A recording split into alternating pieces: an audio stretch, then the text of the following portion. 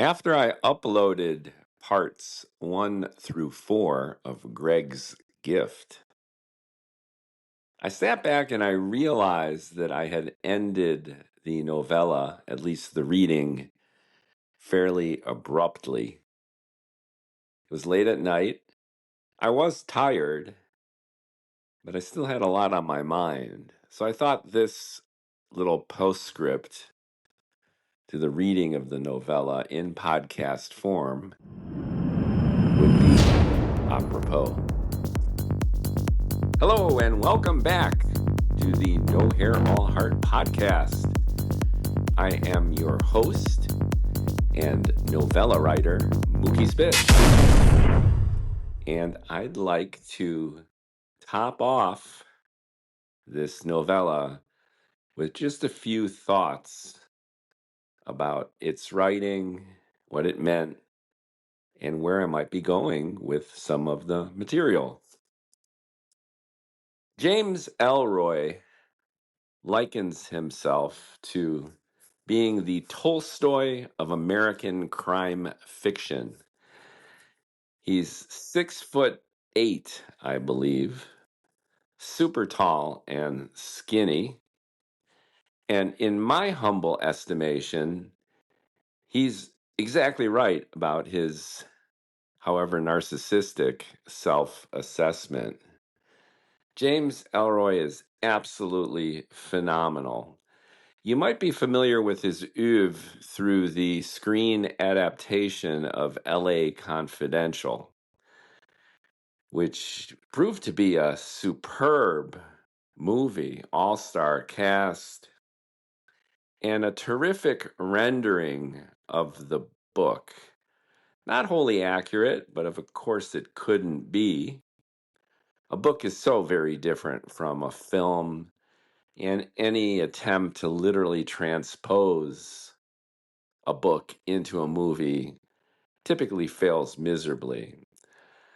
So the screenwriter, the director, the producer, they all did an excellent job, not only with the casting of Ellroy's classic character types, but with transposing the story in a way that was dramatically compelling and in and of itself a great movie. But that said, the novel L.A. Confidential is a literary masterpiece, part of Ellroy's first L.A. quartet, consisting of 4 novels. These 4 novels really represent Ellroy being activated as the huge talent that he's proven to be. Prior to writing them, he struggled to, as they say, find his voice. He was homeless for great periods of time. By his own estimation, he was quite the delinquent. And by chance, he got a job as a golf caddy, which gave him steady income and enabled him to do a lot of writing when he wasn't caddying. So he took those extra hours and dedicated himself to becoming a novelist. He often writes about his mother, who was tragically murdered when Ellroy was in middle school. And he connects his passion and many of the themes in his books to her sudden, violent death. And Ellroy almost never talks about his father, whom seemed to be a bum, sat around all day. And here's the thing: reading pulp fiction novels. So although he was a derelict, deadbeat daddy, not exactly a role model, embossed in James' young brain was this vision of his father sitting around reading crime novels. And I know I've been competitive in ways with my own father. And I similarly had a falling out. So I know what it's like, this father-son dynamic, on whatever Freudian level you care to describe it. But I think Ellroy's father influenced him even more than his mother, despite the fact that he almost never calls it out, in the sense that young James became the novelist to outdo the pulp novels that his father was engrossed in. Imagine the psyche of a son writing masterpieces to ultimately impress his pulp crime fiction reading daddy-o. But all that aside, Ellroy struck gold with that LA quartet, beginning with the Black Dahlia, which has also been made into a movie. And to me, the novel that was his transformation from ostensibly mediocre hack to transcendent genius was The Big Nowhere. Probably haven't heard of it, but that activated this guy's talent.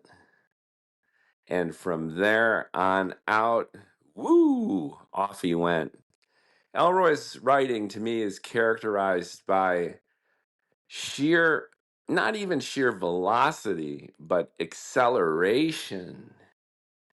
He's literally and figuratively punching you in the face with his prose. It's exhilarating. And I've always admired him for that. So when I sat down in late 2019 and early 2020, just before the pandemic broke, as I observed in the intro of part one of Greg's Gift, my own novella here, I wasn't conscientiously trying to emulate James Ellroy, and our styles are different. But what moved me and gripped me was this feeling of wanting to exhilarate the reader. Not only keep things interesting, but make it breathtaking. And I'd been trying that for years. And akin to Ellroy again, I felt that I didn't quite have my voice. It's a cliche, but it's foundational. In order to write well, you need a point of view. In order to have that point of view, you need to get to the essence of what makes you unique as an artist.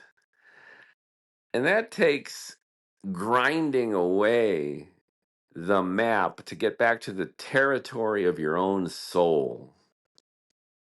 Writing is difficult, like any art, any craft. If you're playing an instrument, you need to train your fingers to respond to the signals in your brain, and then the signals in your brain get more fluid to make your fingers work better. That kind of positive feedback loop. And you need to do it through repetition, building up muscle memory and literally the synapses between the neurons in your brain to the point where it becomes unconscious. So it's no longer a hindrance, this heavy lift of actually manifesting vision and idea and passion in the real world through your craft. You're no longer fighting it, but you take it for granted, and that opens you up toward that raw self-expression, which is your point of view, which is your unique way of looking at the world and expressing yourself, which is your voice. And Ellroy hit it pretty much for the Black Dahlia, but the Big Nowhere is where it went stratospheric. And after decades of writing, I've got 433 blogs and counting on the Medium platform, ranging from little poems and missives to Greg's Gift. which is, I believe, over 30,000 words in an hour and a half read. Work, work, work. Practice, practice, practice. Although I wouldn't call it practice. It's not like I woke up and I'm like lifting weights. It's more like just carving or chipping away at the marble until David starts to appear. You just need to work at it. Like Malcolm Gladwell said, you got to put in the hours to just build up that unconscious muscle memory. And your reward as an artist is that moment where, boom, you find your voice. You find that self-expression. And here's the thing. You know it when you find it, when instead of looking back at what you've written, and every writer would attest to this, when you look back and you not hate the shit that you wrote, or wince, or think that you should change something, or dismiss it as an exercise towards some higher ideal, but you look back at what you wrote 5 minutes ago or 5 years ago, and you're like, this is fucking awesome. And Greg's gift for me was my first longer piece where I could say that and I believed it. I loved revisiting it and rereading it in this podcast form. I feel like I got it. I worked for this. I worked really hard. There's strands of DNA in my family which are those of a writer. My grandmother in Budapest wrote poetry into her 90s. My Venezuelan sister Ava has written, I think, a dozen novels and was an active journalist for years. The list goes on of relatives who took up the pen or wanted to. There's an apocryphal story of a relative in Romania who locked himself in his house to write his book. I don't know whatever came of that. But I have this built-in mania, but that doesn't mean shit.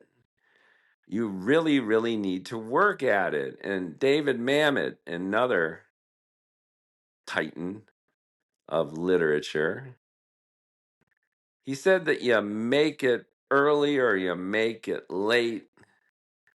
It's just fate. But eventually you're going to get there if you just keep doing it.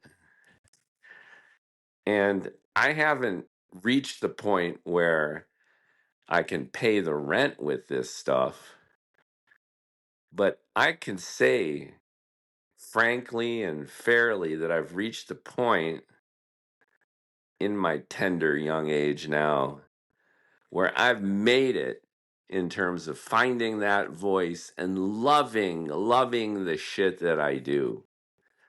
I look forward to every TikTok rant that I do. You can follow me at Mookie Writer, a profile name chosen completely at random, at Mookie Writer on TikTok. I do first person videos several times a day. Love it. I love what I do, little stand up routines. I'm doing these podcasts, talking to people. I've got those blogs. I'm working on publishing my second book, which I can't wait to release to the world because I really think that's the book I've always wanted to write. Science fiction novel, a serialization. And it's been a road, and it continues to be tough, at least balancing the responsible life with the artist's life. But I bring all this up in this postscript to Greg's gift as a hat tip to Greg's gift. Greg's gift is a multi-layered pousse café of a novella and a novella's name. Greg's gift is a gift that truly keeps on giving, because it was the tipping point for me figuring this out. And I've been cranking it ever since. So thank you, Greg. I see his face in my mind's eye now. He's very much as I described him in the novella. And as I mentioned in the brief intro of part one, this Romana clay style is fairly accurate. Every vignette in parts 1 through 4 happened. They didn't happen in that order and in that time compression of only a couple, 3 days. But they all are vivid memories that I strung together into this dramatic format. And maybe that helped activate the writing, activate my talent, polish that gem to the point where I really found my voice. And you might notice, if you look at the text, at the blog post, an odd symmetry to the syntax. You'll notice that there's the same number of paragraphs in each section of the story. And if you're really paying attention and you minimize the screen for the text to wrap, that each paragraph is the same number of lines. At least they were in the editor that I used. I think when I posted it, it might have wrapped an extra line or two. But at least in the writing, each section had the same number of paragraphs, and each paragraph had the same number of lines. Now, that sounds ridiculously OCD, and of course it is.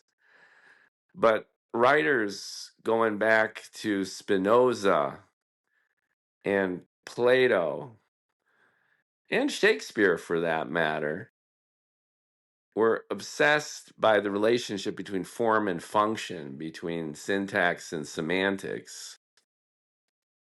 And as I was writing Greg's gift, here's the other light bulb that went off. One of the challenges that I've had for decades writing is that I don't know when to start and stop. I have a very active brain, someone would say overactive brain, dopamine starved ADHD brain. And I could always add more. How do you know when to finish a line of dialogue? How do you know when to stop describing a room, a person? How do you know what level of depth or height of altitude you need to apply as your omniscient writer's narrator? It's ad hoc, isn't it? It's fairly arbitrary. And what's even more vexing is that it's so devoid of any kind of implicit structure that my overhyped rational side of my brain just rebelled and felt dissatisfied. I was constantly fighting this tendency to overwrite and then pull back and underwrite.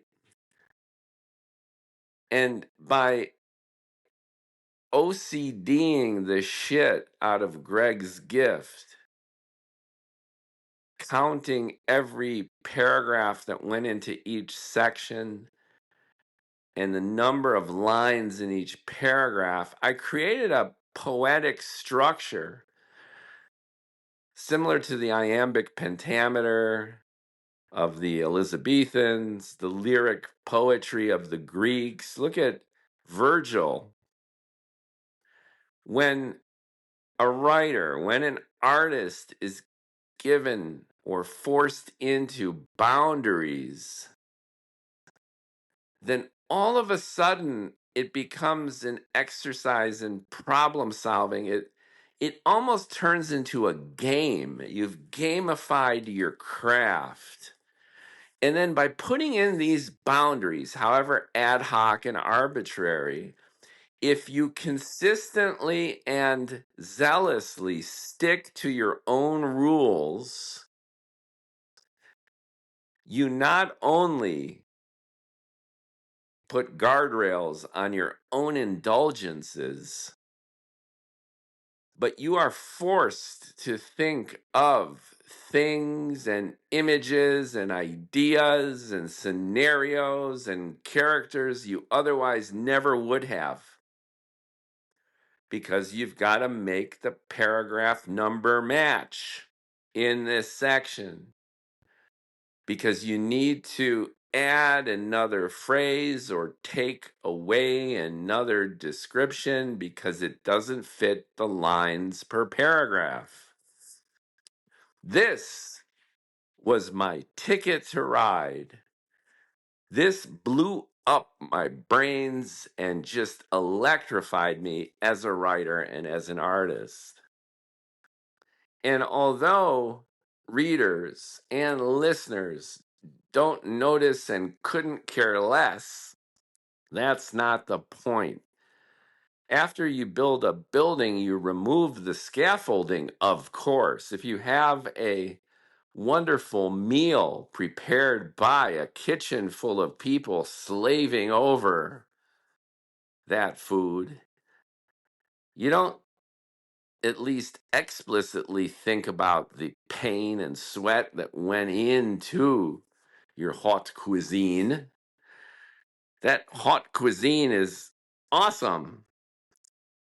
And of course, implicitly, it's a consequence of those restrictions, that pain. But you're not aware of it. You're just aware that you're ingesting something wonderful. The process becomes hidden, but it's necessary.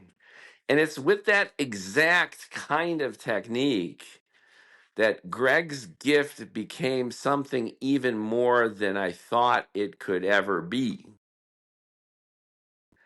And that has propelled me into my second novel. My first novel, Super Santa, with whom I collaborated with a illustrator, was Gonzo.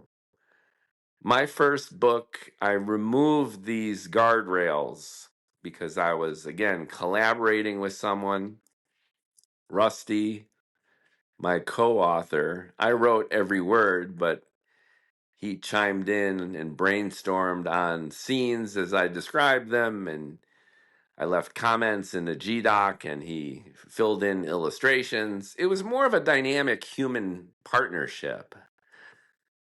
And it was my first book, and I did the opposite. I just wanted to barf out onto the page. And in retrospect, the book got too big and unwieldy. We kept blowing our self-ascribed publication deadlines. Eventually it got out and it was the size of a phone book. People didn't quite know what to do with it, but the approach was different. It was gonzo. It was just keep typing, learn how to tell a story, learn how to write a book. Remove those guardrails, remove those self-imposed limits, because you're just gunning it here with a partner. But my second book is me, myself, and I. I'm doing this. I joked around that I no longer need my emotional support illustrator. I don't need a partner to riff on scenes or think up new ideas. I really enjoyed working with Rusty. But for my science fiction book, which is near and dear to my heart, it's not based on a screenplay that I'd written years ago.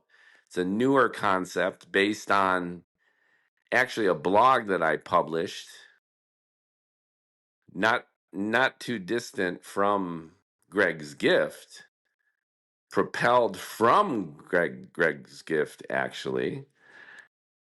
But it's my idea. It's an idea that's near and dear to my heart. And it's in a genre that I adore, science fiction. So my science fiction book, which I hope to publish very soon, goes back to my religious, obsessive, and ridiculous adherence to ad hoc, arbitrary syntactic constraint.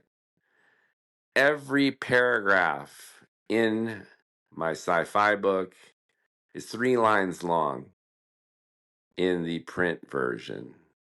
It's about I think it's about 175 to 190 characters. So pretty much like a tweet. And aside from dialogue, quick staccato dialogue where I can't do the 3 lines, the entire book consists of 3-line paragraphs. So it looks like, flip through it, and it looks like lyric poetry. And that's been my ticket to ride. I adore my science fiction book as much as I adore Greg's Gift. And for many of the same reasons, I focus on character, not just action. And I religiously cling to this absurd structure. And that's made the book even better, move even faster, be even more fun to write and hopefully to read. And it all goes back to this gift I got from Greg's Gift.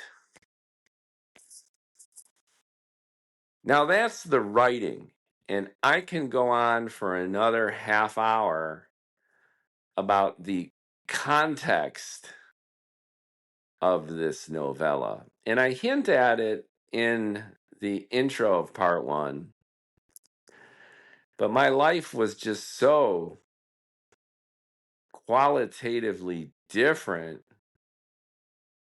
in the 90s. I became an accidental father in 2001. It's 2001, a Mookie Odyssey, where at the tender age of 37, I found myself like that Talking Head song, The Days Gone By. How did I get here? Up to the tender age of 37, I was a serial monogamist or mostly single. I didn't want a career. I didn't want to participate. Very much as I described my circumstance in Greg's Gift. And that all changed overnight. And you could listen to it in my other podcast on my sexless marriage. But suffice to say, this phase of life, this Greg's Gift phase of life, was my last hurrah where Mookie just didn't want to grow up. And I am so thankful for the experiences that I was entertained by and endured during these years of working at the nightclubs. And rather than go into the details of what I learned, because, as I also hint at the end of Greg's Gift, There's a part 2 to the novella. There's a full-blown novel here that I have to finish. Where Greg's gift was the weekday in between my shifts, sparsely populated, me just kind of floating through the neighborhood. And it culminated in a Friday night where I walk into that nightclub and boom, hundreds, thousands of people, a maelstrom of sex and drugs and not rock and roll, but EDM style dance music. So very, very different in flavor, in tone, but it just has to be written. I've got notes and I've got the second half of the plot worked out in my head. And it relies on a screenplay that I wrote around this time called No Ordinary Love, and a play that I wrote about the bar itself called Ross Edwards. I'll put the links in the description in case you're curious. But my plan after finishing this second novel, the first science fiction novel in my series, to change it up might very well be to complete this bar years saga. Rewrite Greg's gift from a third person perspective. Enter the weekend maelstrom of the bar. And then introduce some of the plot mechanisms of No Ordinary Love and Ross Edwards. And bring these screenplays and plays to life in prose, akin to what I did with Greg's Gift as a novella. And I think this could be badass. Badass. I can't wait to leap on it. I've got a long list of novels that I have in the pipeline. That's definitely top of the list. And fighting for pole position there is the sexless marriage story that, in a sense, and my brain always does this, I always lump things together and projects get unwieldy, which again is why I've adopted this ridiculous and ad hoc counting the lines in a paragraph style. But that all said, I could combine the sexless marriage story with this bar story as kind of parallel counterpoint for a big novel. Or I could just focus on the sexless marriage story, which by any stretch would be much more popular a read. I could actually hit a mainstream audience with the sexless marriage, and I doubt I could do that with something like Greg's Gift and Greg's Gift rolling into the raucous weekend, especially if I throw in a serial killer mystery and the brutality of the bar culture at the time. But I'm excited. And just to put a bow on this postscript, I owe it all to Greg's Gift. It represents the turning point of my creative self. It's where I finally felt that I figured it out. There were shorter pieces I'd written and various experiments where I felt my writing flared and was awesome. I wrote a weekly column called Metro Mookie for the Nightline's free newspaper for, I think, 3 years for Tracy Baim at the Outlines publishing enterprise. And some of those Metro Mookie columns were bang on point. They were about if I remember, 500 to 600 words in length. Covered everything from shenanigans on the street to philosophical observations, current events. And I think I caught my stride there too. But for a longer narrative, writing a novella or a novel and triggering this voice, my prose voice, thank you, Greg. Greg's gift. Again, the gift that keeps on giving. And I thank you for listening and showing interest. My reach right now with these podcasts is humble. I'm just starting out. And my reach even on TikTok is good for a bald guy ranting in his kitchen and on his patio and taking walks. But still fledgling compared to what would be considered an influencer, an online influencer. And my blog posts, aside from a handful, Sexless Marriage, Mastering the Male Orgasm is another one. A few have gone viral, and by that I mean 10, 15, max 20,000 reads. I'm still in obscurity, but I'm eager to pass into a dream, as Pink Floyd sang.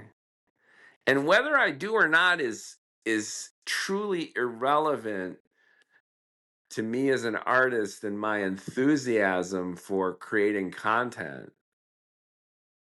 I'm struggling financially because I've devoted so much effort to this passion.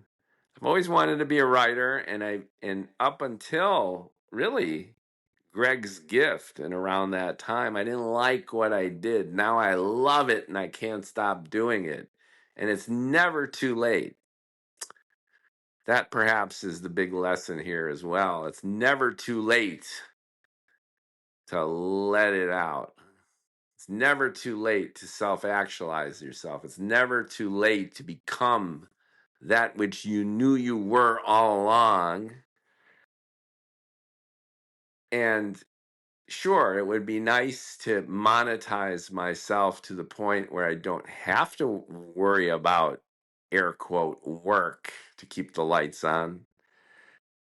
But I'm reveling in my own financial irresponsibility. It's putting a fire under my ass. In ways, my acute financial circumstance now is like the obsession over the 3, 4, 5 line paragraphs and the number of paragraphs in a section always matching. It's a constraint. It's forcing me to act as if every day is the last one where I'll be able to write. If you feel the walls are closing in, then you think of stuff that you otherwise might not have. Just as you blew the line count on the paragraph and you got to rewrite this sentence for the 4th, 5th, 10th time. Forces you out of yourself, motivates you in ways where a luxurious existence, where being artistic is optional. We're mostly lazy creatures. I know I am. Maybe I've created this self-induced financial pinch to keep myself cranking content. Anyway, you look at it, whatever it is that's working, I'm going to have to figure it out. But I know, I can feel it, that this is my thing. I can't wait to just keep banging on this Amazon Basics keyboard. If there's not 3, 4 million character strokes on it already, then there's none. It's a piece of garbage. It's got horrible action on it. It's like typing on a plank of wood. I love it. Bang, bang, bang, bang, bang, bang, bang, bang. And now these podcasts where I stare at my phone and I record on this app and then I upload. Who knows who's listening? You're listening. I appreciate you listening. And way more content to come. And it's an oft quoted line, to my dying days. Hashtag bring it.